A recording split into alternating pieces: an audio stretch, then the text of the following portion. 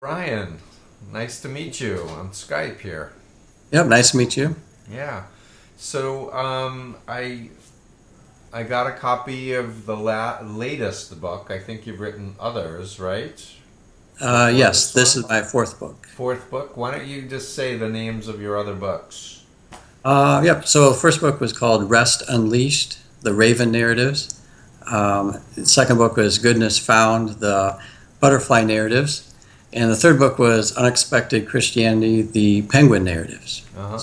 On But it's safe to say they were all about your many years in a cult called the University Bible Fellowship. Yes, yep, all my personal stories, all the analysis and things like that. The first three were mostly a biography and an autobiography of my life and several other people's lives. So like a memoir of sorts, right? Yeah, yeah. And can I ask how old you are right now? Yes, I'm 46. So, 46. You look much younger. yeah, You look marvelous. yeah, And it's October of 2015 for those of you watching this in 2030. It's 2015. And yeah, so I've written a number of books too: Combating Cult Mind Control, Releasing the Bonds, Freedom of Mind, and I'm going to hold up this is the latest version of Combating Cult Mind Control, which I believe you've just read. But let's focus in on what is University Bible Fellowship. If people have never heard of it before, what would you say? yep. Well, so basically, it's a Korean based. That's very important. It originated from South Korea. Missionaries came to America from Korea, and their claim is they were a Christian missionary training organization for college students. Right. Uh, And by the way, of course, the former cult I was in, the Unification Church, came from South Korea, and also the people said they were missionaries too. So yes. there's a little parallel. But go Yeah. on. Yep. So they're basically they target college students only. It's exclusive for college students. If you're not a college student, you're quickly pushed out. So that's very important to understand. The university part is very strict, very important. Even after graduating, you're really required and forced to live near campus, whether you have children or not. And it's also focused on the Bible, but it's really focused on certain passages in the Bible. So Right. All Bible cults are like that, Brian. yeah, They say they study the Bible, but it's really about specific verses taken out of context, basically, yeah, and follow their leader because he knows the Bible better than anyone else. yeah. So really, what it comes down to is I call them a worldwide network of Koreans. Basically, they're really just trying to preserve their heritage, their specific ideology, and it's really all set up sort of like a pyramid scheme structure. Right. Again, Very familiar with that. yeah. In fact, So it really was eerie reading your book, Stephen. That everything here's is the pyramid of the pyramid scheme. Yep. It's on page 95 of the paperback. Yep. Go on. Yep. So that's what UBF is. I call it phrase as a Korean campus Bible cult. All those pieces fit together, and it's really the only explanation that makes sense. Right. I try to have other And how definitions. many years were you involved? Well, 24 years. 24 years. Yep. And you're 46 now. Yep.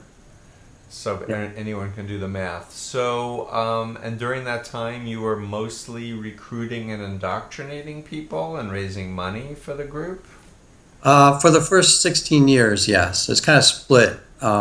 We went through the arranged marriage process. That's something else. That parallels the Moonies? Yep. The Koreans are about arranged marriage. So my wife and I went through the arranged marriage process.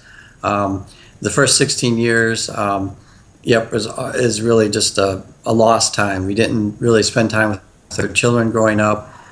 We donated regularly every month, every week. And went to college. I went on campus. We called it fishing. We went fishing for students, Right. trying to recruit them. Lots of recruitment efforts. Everything's about recruiting. So Right.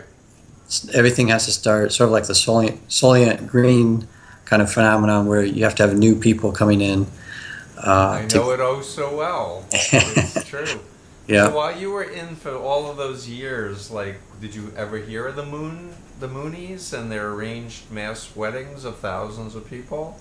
Yes, we knew all about the Moonies. I shouldn't say all about. We talked about them regularly. The claim we had was we are not the Moonies. Right. The Moonies are the bad form of Korean. We're the good form of Korean Uh-huh. ministry. That's how we. So did you actually go so far as to think that the Moonies are a cult, but we're Oh, not? yep, absolutely. We call them a cult, and we called ICOC, the International Church of Christ. We called them a cult, and we said, and we told that openly to students. They're the cults. We're not. Uh-huh. And yeah, for those of you watching this video, I've written about Kip McKean's International Churches of Christ, which is a discipling pyramid scheme where you have a discipleship partner who's assigned to you. You have to submit and obey as if they were Jesus, and it goes up the pyramid, and it also is heavily focused on recruiting and indoctrinating new people. So, tell me more about what you think people should know about UBF and why you titled your book The Identity Snatchers. Yeah. Well, that was a phrase that came up in blogging.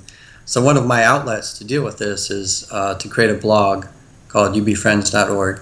And we have about 20,000 comments so far in about 3 or 4 years. Uh-huh. So that came up there. It's really about the loss of identity where everyone has to take on this shepherd persona. Right. First you take on the sheep persona, and then you grow and mature to a shepherd. Right. But that's why I chose that, because really what I realized is my identity was sort of confiscated, and it wasn't who I am. And that's the first thing the Christian pastors I talked to 9 Christian pastors after leaving, and that's the first thing the first person said to me is, shepherding may be fine for someone, but it's not you. It's not who you are. Exactly. Yeah, and I refer to it as cloning. And Yep. 1988, I wrote about John, the authentic, John, and then John cult member, and to Yep. think about the cult identity, suppressing your real self, not erasing your real self, but suppressing, and then eventually when you get out, it switches and you get to be you again. And Yep. of course, then the healing process is what to do with that identity that, for you, for example, is 24 years in the construction, and that whole process of reclaiming the good things that happened to you, the things you've learned, but also like rediscovering who and what you would have wanted to do and learn and accomplish during all those years as well. Yep. Yep. And the thing that really stood out for me that helped me from your book is the age regression. I think that's the right term. Where we always talked about becoming like a child. Mm-hmm. Part of me was frozen. I was 18 years old when I joined. Part of myself, I realized, was frozen in time.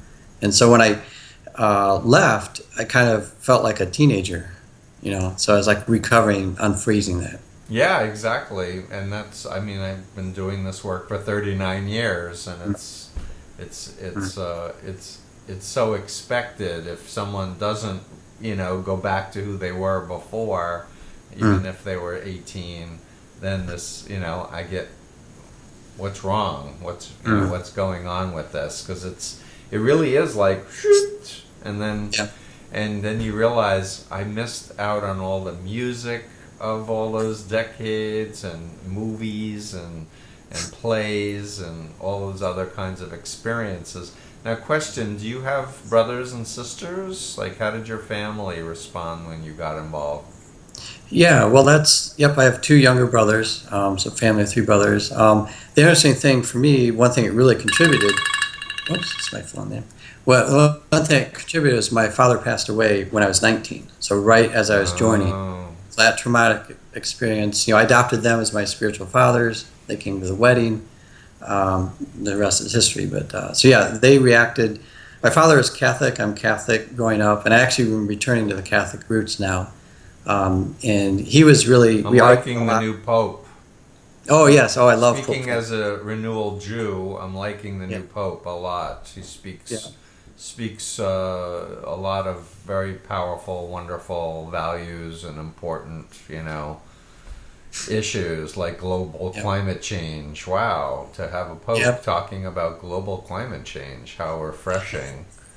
Yeah. So yeah, I'm Anyway, really go love. back. So I'm sorry about your father's loss. And what about your brothers? Did you try to recruit them in?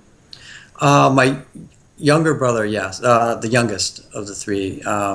Actually, both of them. Now I think about it, I did invite both of them. They didn't want to have anything to do with it. It's. I gained the nickname the Moonies. Actually, that was what my family called us because that was the closest thing they knew. So what year was it that you got involved with the UBF? 1987. 87. So what was going on in 87? It wasn't... Waco was later and Heaven's Gate was later. Maybe that was a lull between cult catastrophes. Jonestown was 78. Yeah, just after Jonestown. Yeah, we talk about those things like Jonestown, and we just said they're the cult, we're not, and we cut making that dichotomy there. So tell me what led to your exiting. I'm curious.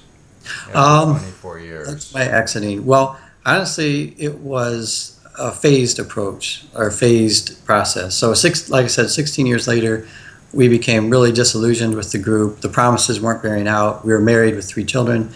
So we decided to leave. There's something in UBF called pioneering. So you're actually... The Moonies use that term too, and so do the Jehovah's Witnesses. Yeah, so if you don't like the group or something, you can pioneer and go form your own group. That's what we did. So that was the first thing. The thing that really struck me was talking with Christian pastors. A friend of mine, John Armstrong, is really helpful. And really the thing that changed my mind was he said to me 6 words, and I won't forget them. He said, "I will not bind your conscience." So I asked him for help, advice. I was so used to getting advice. And he said, "I won't tell you. I won't bind your conscience. You have to decide." That was the first time in my whole adult life that someone told me that. So the Christian pastors and their care really opened my eyes. And that's when I got into freedom of mind. Like, your website was perfect. I was searching for freedom of mind because he told me those words. Good for him. Yeah, all of my books is about empower the person to ask questions and think for themselves and explore meaning for themselves so they can make their own decisions. Yep. So did you ever go back to the minister and thank him and tell him what an impact he had for you?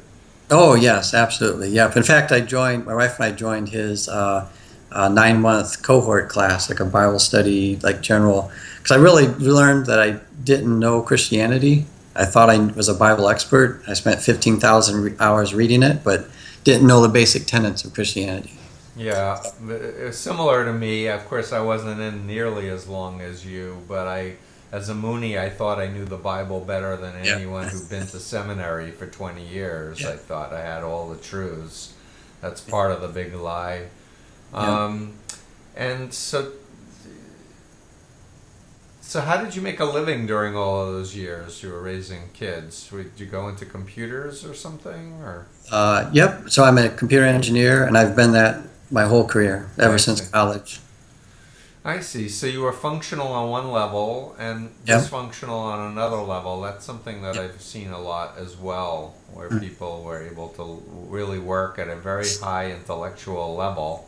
There's one fellow that I interviewed whose video is on my site who is quality control officer for a Fortune 100 company for like decades, overseeing hundreds of people, like having to solve the most complex problems. And he was also like, Armageddon's coming in, 1975, and then 1976 comes and he didn't lose a beat.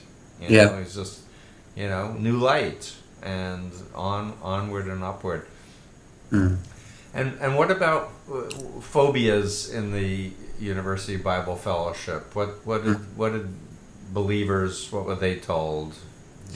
Well, of course, the biggest phobia is, as in I think all the cults from reading is leaving. There's a huge phobia of leaving. The founder, Samuel Lee, before he passed away, in his own tragedy, which is ironic, he kept saying, if you leave, you'll die in a fire, you'll have tornadoes, you'll have cancer. He loved to tell a story that some doctor crashed his car and his wife's head got cut off and only her head's alive. These bizarre stories that people laughed jokingly at the time, but like just planted this fear. Like one time he said, "I'll kill you literally with my gun if you leave." So fear of leaving is the biggest fear. Yeah, exactly. So in my Freedom of Mind book, I have a whole chapter on the most common phobias I've come across in my in my practice, and you named at least 4 or 5 right off the top that were very high. But for the viewer of this video, I'll just say that when you have a phobia against leaving, you can't imagine leaving and being happy and fulfilled. Or if you're in a religious cult, you can't imagine leaving and having a relationship with God. So, and when I was in the moon cult, the Exorcist movie came out in 1974, and 300 Moonies were sent to see the Exorcist movie, and Moon said, God made the Exorcist movie. This movie's a prophecy of what will happen if you leave the Unification Church. And it went right in the back of my head. It wasn't something that I thought about logically or critically. I just had this incredible fear not to allow any negative thoughts. Yeah. Because your whole family. Yeah, your family becomes Satan's agents, and if you leave and go back to them, you'll be in Satan's care. Yep, that's all. Exactly.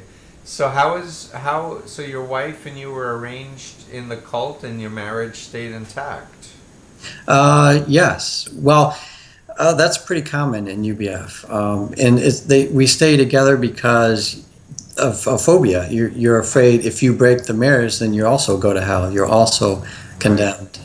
So it's stayed out of fear, not out of our working on the relationship. What we realize is 20 years later now, we've married almost 21, we realized we haven't worked on a relationship. So now we have to choose to stay together. Before we never chose to stay together. It's just we lived like, so one thing UBF does is train you to live like single people, even though you're married. Mm.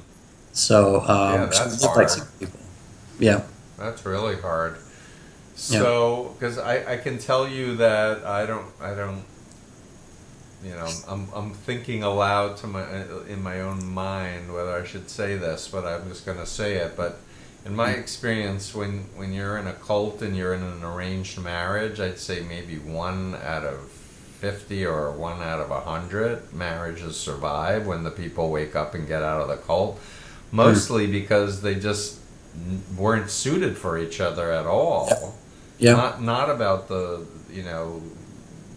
even all those years of care and growing up and taking care of each other and with the kids, but just that it was so not the person you would have chosen to be a partner. And it's rough. And I for those people who were able to keep the marriage alive and together, especially having kids, more power to you. I think it's a wonderful thing. Yeah. Well, and actually, one thing I want to mention there, though, the unique thing about UBF that I noticed that I don't find is just what you said, that the marriages typically fall apart. In UBF, the marriages tend to stay together. And I think that's what I emphasize in my book. The starting point is arranged marriage. That's their goal. That's your whole mission. So for UBF people, to leave the marriage is like leaving God, leaving mission. So I don't know if that's so common in other places, but the whole point is to marry people. Yeah, and that's the whole point supposedly in the Unification Church too, is to have your God-centered marriage, with the Messiah choosing your perfect mate. But the experience when people were matched was that, and did you have to hit each other with a stick, with a kendo stick on the buttocks? No. As hard as you can, 3 times, like in the Moonies. Anyway, they would separate people for typically 4 years before they could have relations or live together, because they wanted a vertical obedience to the hierarchy. They really didn't want to encourage a relationship. And now the people that I'm aware of who are still in the Moonies, their kids have all left the cult, and the marriages are shambles, and they have no money saved up because they never got a real job because they were promised they were going to be taken care of. Of course, the Moonies were a multi-billion-dollar entity, unlike UBF. At its height, how many people were in UBF, would you say? At the height, they sent out like just under 3,000 Korean missionaries. At most, like 9 or 10,000 worldwide. I estimate now about 6,000 people, and it's dwindling actually. Right, and I bet having internet access and like you have UBF. Yeah. Is it ubffriends.org? Is that what you? UBFriends, yep. .org. ubfriends.org. UBFriends. Yeah. Yep. People know how to find you. If they type in, X members. Yeah. Anything you'd like to say further about, my books or my work, or any messages you'd like to give out to anyone who might be watching this video? Well, yeah, I'd like to say thank you. Yeah, it's just express gratitude. Especially the BITE model. We didn't really talk about that much, but the behavior, information, and thoughts and emotional control, that was really key. And I really hope people would at least understand it. And I really like your advice that you gave in one of your books, where you read the book as if you're talking about some other group. So I'd invite anyone watching this to consider what Stephen's writing or what I wrote is about somebody else first. And then not the group that you're in, but just hearing someone else's story. Because it bypasses the thought stopping and all the defense mechanisms of the cult identity. Yeah. Yeah, that's really helpful. Yeah. Yeah, and the BITE model is based on the work of Robert J. Lifton and his 8 criteria. Robert Lifton, as you know, was an Air Force psychiatrist who had studied Chinese communist brainwashing in the 50s. And Margaret Singer, who was an Army psychologist who came up with a model of 6 conditions of thought reform. And essentially it's a handy dandy. I'm just going to hold up a quick graph.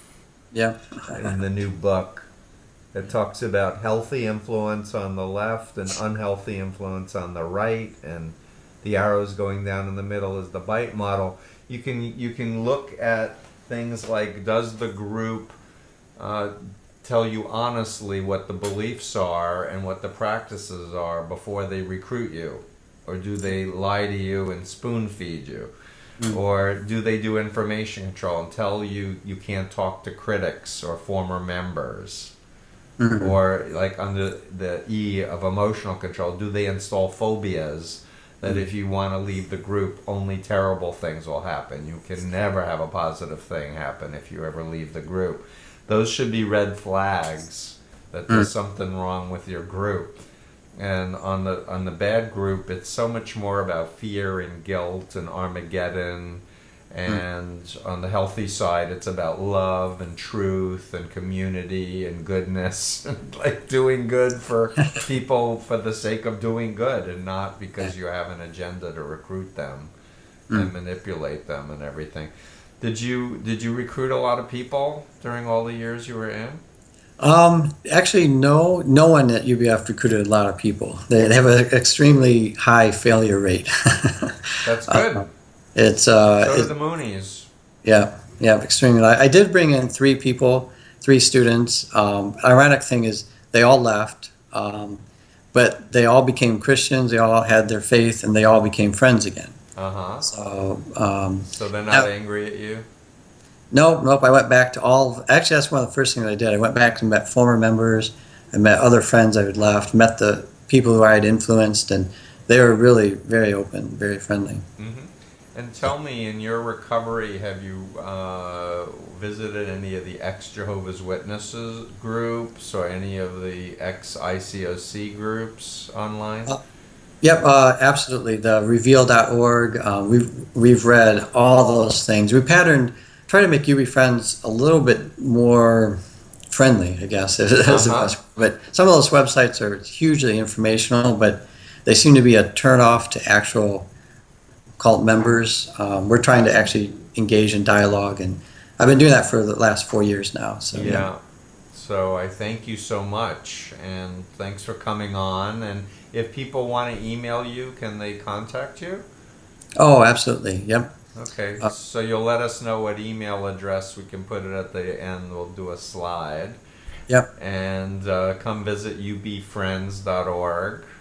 Yep. Is your blog. Are you on Facebook as well, or just? Yep. Facebook, all social media, Twitter. I'm blasting out social media. Yay, computer people, go for it. Yeah, we're trying to create awareness that, you know what? ISIS is a mind control cult. You know what?